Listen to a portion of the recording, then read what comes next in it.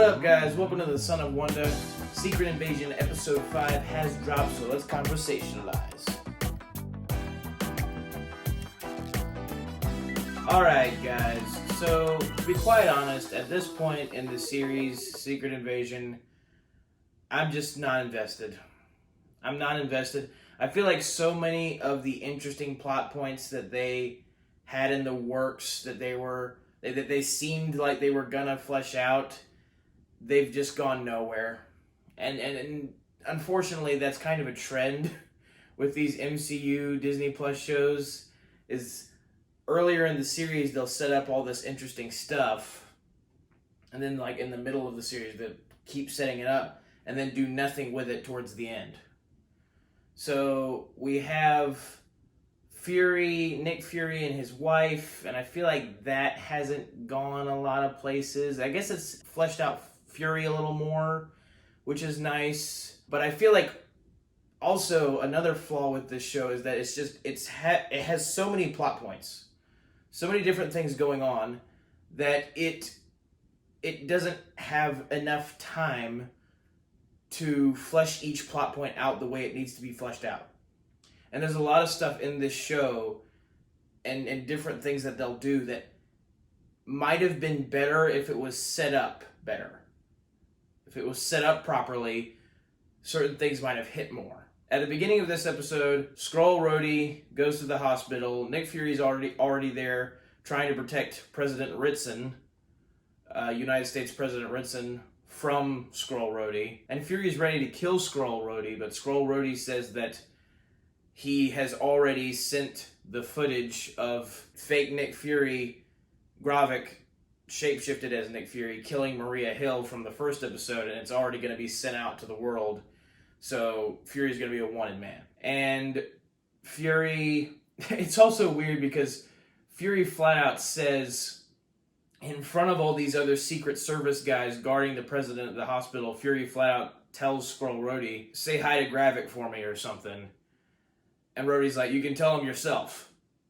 And the fact that Fury mentions Gravik's name in front of all these Secret Service guys, and none of them are like, oh, who's Gravik? I wonder, like, does Rhodey know Gravik? Rhodey, what do you know about Gravik? Like, no one seems suspicious of Rhodey. No one's looking into this situation at all, and it seems unrealistic to me. And so Fury meets up with Gaia, and apparently Talos is dead. Apparently Talos is officially dead. The death at the end of the last episode was not a fake-out situation like Gaia's was at the end of the third episode. Talos' death is for real. And I just found this to be so incredibly annoying because we have set, once again, with an MCU Disney Plus show, we have set up something. We make it appealing. We make it look good. The relationship between Talos and Fury, as like they've been friends for a very long time. They know each other very well. Talos has a complicated relationship with his daughter. We're setting all of this stuff up. There's tension here. There's good stuff here. Ben Mendelsohn is great in the role of Talos. And what do? We have Gravik kill him while Talos is helpless to defend himself. At the end of the last episode, Fury can't do anything about it. He yells, no, when Gravik kills Talos at the end of the last episode, and then in this episode he shows basically no reaction to it. Which is exactly what happened with Maria Hill. Maria Hill dies at the end of the first episode. Fury's like, oh no, my friend is dead. Next episode, not much reaction. These people that he's known forever, they're agents, they died. It just feels so, like, at the end of the day, it really does feel like all of it just rings hollow. And that is especially frustrating when what was hooking me onto the show in the first place as it was going along were all the interesting ideas with Fury's story and his relationships with other characters. But now all of that just feels undone. Like it was all for nothing. It was pointless. Because we have basically gone nowhere with it. And I feel like it's going to be another MCU series where we'll get to the finale, and by the end of the finale, the MCU will have been in no better of a place, no worse of a place than when the series started. Like, this series will have added nothing to the MCU. And, oh my gosh. I remember a time, and other people share this sentiment with me. I remember a time where we were all excited, giddy for the next MCU show coming out. I mean, next MCU movie in the first 3 phases.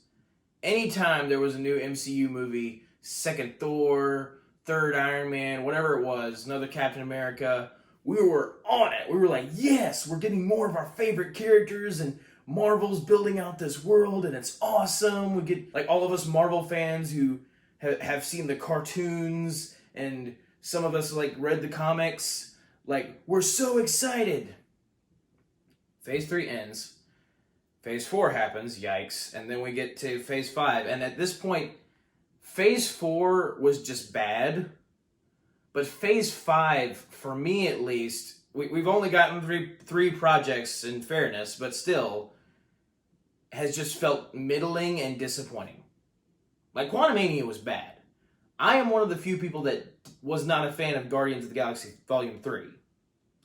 And then this show really just represents, and at this point I don't think they could really save all of it in the finale just with one episode, but this show really just does represent, at this point, my feelings on the MCU in general now. It's like, oh yeah, there's a new project coming. Don't know if it'll be good, don't know if it'll be bad. It's either going to be in the middle or bad.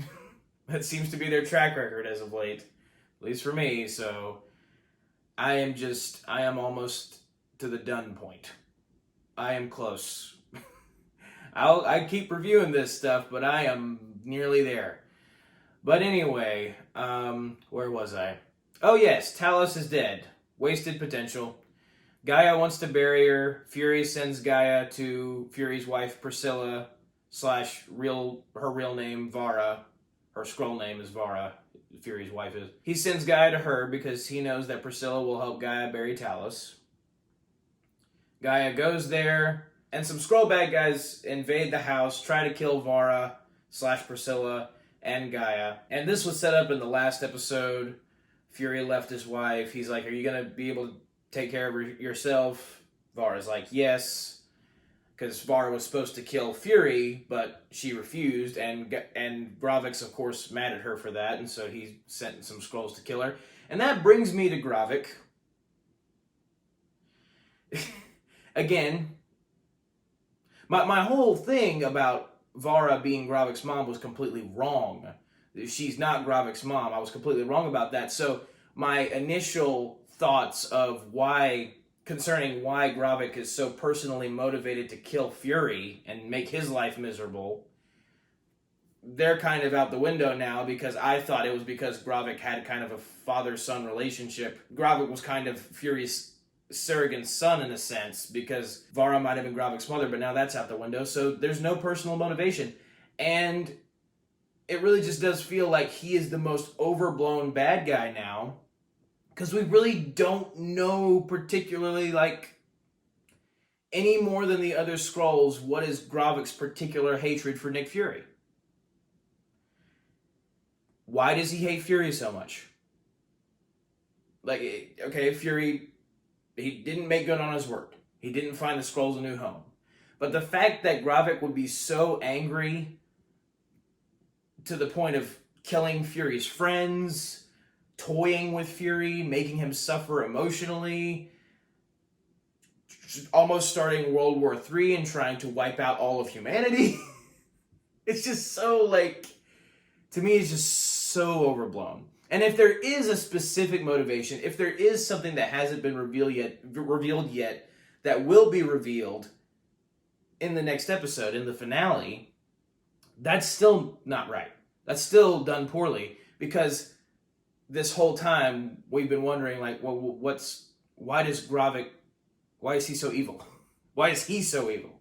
And it's shown just how messed up he specifically is in this episode, because he is willing to kill his own people. He sets up this thing where he calls Skrull Rhodey and he's like, hey, tell the president to get prepared to launch a missile and destroy New Skrullos. Like, this has been their home base throughout the entire series. Destroy New Skrullos, which is in Moscow, in Russia. So not only will this destroy all the Skrulls inside the Skrull base, and the humans that the Skrulls have kidnapped inside the Skrull base, it will also incite World War III. Like, officially incite. And so Gravik has gotten to this point where he's willing to risk the lives of his people, who supposedly have been his motivation this whole time. He makes this case that he's doing all of these terrible things for the Skrulls to find them a new home, and he's willing to kill them all just to start a war that would destroy the humans so the Skrulls could live on Earth, but he's willing to kill all of his Skrull allies. It makes no sense. It makes no sense. But he's willing to do this. And he says that it's supposed to be leverage. And it's revealed later that apparently, after the Battle of Earth, after the final battle in Endgame, Nick Fury had some Skrulls, a Skrull group specifically led by Gravik, collect a bunch of DNA samples from the blood that was spilled from all the different Avengers in the final battle in Endgame. Which is a major reveal. And it's totally something that Fury would do, you know, contingencies and all that. He would totally do this. And it's made to, like, there's this girl, Sonya, in the show, and this is how the information is relayed to the audience, because Fury tells her about this stuff. And Sonya is a character that's appeared, she was in the first episode, and she's appeared intermittently throughout the series.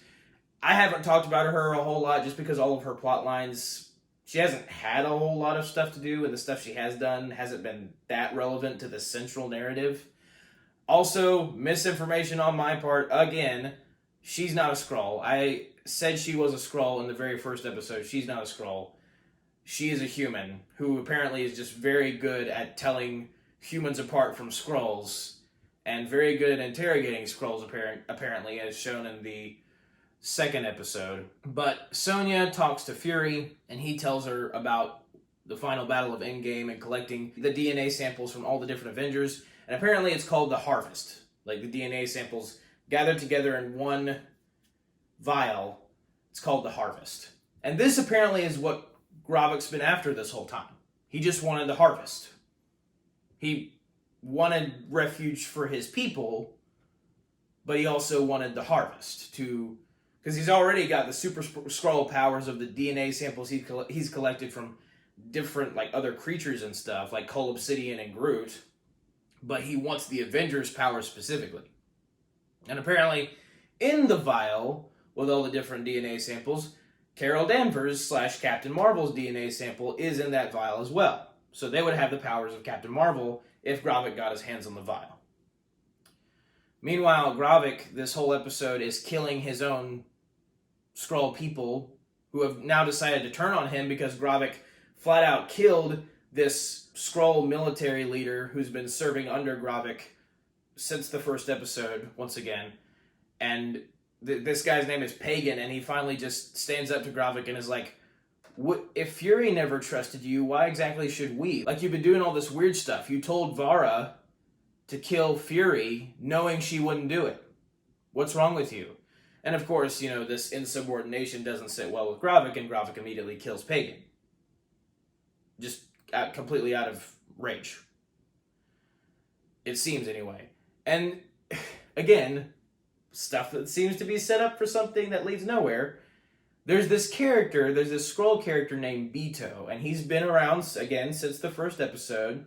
He came to the Skrull compound, mildly befriended Gaia, and since Gaia's kind of been out of the game as far as being on the side of Gravik is concerned, he's been a part of some of Gravik's missions that he's sent the Skrulls on, and he's been a part of the cause. He's believed in the cause. And they keep going back to this character, Beto, this Skrull refugee who really just wants to have a home like all the other Skrulls. And they keep going back to this character, and this whole time I've been thinking, oh, maybe he's gonna do something important in the finale or around the finale. He doesn't.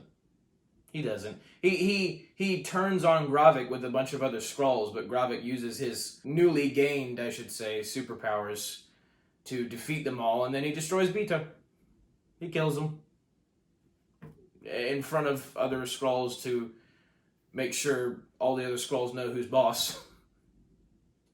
And it just seemed like the biggest waste. It's like you set that up the entire time. It's like, we're not doing anything with this character. We've just gone back to him for basically no reason. MCU shows are great at that. And so, add that to the list. Gaia and Vara end up kind of giving Talos a Qui-Gon Jinn funeral / Darth Vader funeral, a Jedi funeral. They burn him on a bunch of sticks, and that's it for Talos, I guess. Fury meets up with Sonya at the end of the episode. Gravik calls Fury, and he's like, hey, if you don't bring me the harvest, I'm gonna have a bomb launched at New Skrullos and incite World War III, kill all the Skrulls, kill all the humans. And the fact that Gravik is willing to risk all of this is so weird. So Nick Fury goes and gets the harvest, and it seems like he's gonna give it to him, but Nick Fury, he's always got something up his sleeve, something extra planned, contingency of some sort. And there's a moment where Sonya talks to him about, she asks him, why don't you call any of your special friends, meaning the superheroes that he knows? And Fury's reasoning is no, because this time it's personal. And it's at least supposed to be made evident in this episode to the audience that, in a way, Fury is responsible for all of this happening because he sent Gravik and a bunch of other Skrulls on a mission to collect these DNA samples in the first place from the Avengers. But that still doesn't explain Gravik's hatred toward humanity and Fury specifically. And Gravik turned on his own. He made the choice to turn. So just because Fury sent some Skrulls to collect some DNA samples doesn't mean it's Fury's fault that Gravik went nuts. But apparently we're hammering home the idea that this is all Fury's fault. Whatever. Anyway, his reasoning for not calling the other superheroes is oh no, this is personal this time, and we humans can't keep relying on superheroes to come save us, so I just need to prove that humanity is enough by defeating Gravik myself. That's basically, I would say, the summary, the gist of his reasoning. And I personally find that not adequate. Because in my head, I'm like, okay, I get it. I mean, humans can't always rely on superheroes to defend themselves. That's very true. But at the same time, it's like, if you're doing all of this just to prove a point, if you're risking World War III, the destruction of the Skrulls, the destruction of the humans kidnapped by the Skrulls, if you're risking all of that just to prove that humans can defend themselves on their own, that seems a little ill-advised. If you have some super friends that you can call and say, hey, I got this super Skrull that needs taken down, would you mind coming to help me? Probably should call him. And what's funny about that is at the tail end of this episode, after Fury gears up, he gets his classic leather coat, he gets a gun and his classic eye patch, so he's back to normal Nick Fury style now, and I did like that. But at the end of that scene, Fury calls somebody on his phone and he's like, it's time, let's finish this. So you don't know who he's calling in that moment. Sonya's right outside, so he's not calling her. He doesn't really have many allies left, I guess, except Gaia. He may have just been calling Gaia. But I feel like it's kind of obvious that this is supposed to be somebody we haven't seen yet in the show, or somebody important that we're not supposed to be expecting because of the way they leave it ambiguous. And I have a feeling, I have a very strong suspicion that it's Captain Marvel, because they're going to end the finale probably on a note similar to that, where they're going to allude to the Marvels coming up later this year, which I'm not excited for at all. They're going to allude to that in some way, and I assume Captain Marvel's going to show up to help. But that would be stupid, because he literally just said, I'm not going to call my super friends to come help because I need to prove that humanity can defeat bad guys on their own. But if he's calling Captain Marvel by the end of this, then that just immediately renders null and void everything he just told Sonya. So there you go. I guess it'd be par for the course for this show by now. But yeah, that's the gist of it. That's the gist of the story. Nothing is moved forward. Well, wrong. It's moved forward. Just not in a way that's all that interesting or compelling. Gravik wants Avengers powers. He wants to be more super. And when everyone's super, no one will be. Quoting Syndrome from Incredibles there. But yeah, it's like Gravik's gone completely nuts. Doesn't feel like the Skrulls, his whole cause that seemed to be his motivation in the first place from the beginning of this show, seems like that's all kind of out the window too. Talos is dead. Maria Hill is dead. Gaia's... I guess she's going to go help Fury now. And she's a Super Skrull as well, because she got the powers. That's how she healed herself at the beginning of the last episode, when Gravik shot her. Skrull, Rhodey, we still don't know how long he's been a Skrull, because that is important. Other people have complained about this, that if he was a Skrull in, like, Endgame, or Infinity War, like, if he was a Skrull that far back, that would render all of the great moments with Rhodey's character in those movies null and void. So we still don't know any of that.